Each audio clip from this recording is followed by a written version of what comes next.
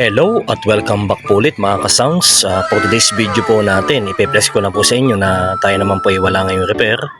Wala kang tayong event ngayon. So, ipe-press ko po sa inyo itong ating ginagamit na L4TED. So, sa ngayon po ay maglinis po tayo ng ating mga gamit. So, ito po, papakita ko sa inyo. Ito po yung size 18 na 1000 watts na L4TED. So, kailangan po linisin natin kasi po medyo madumi na po.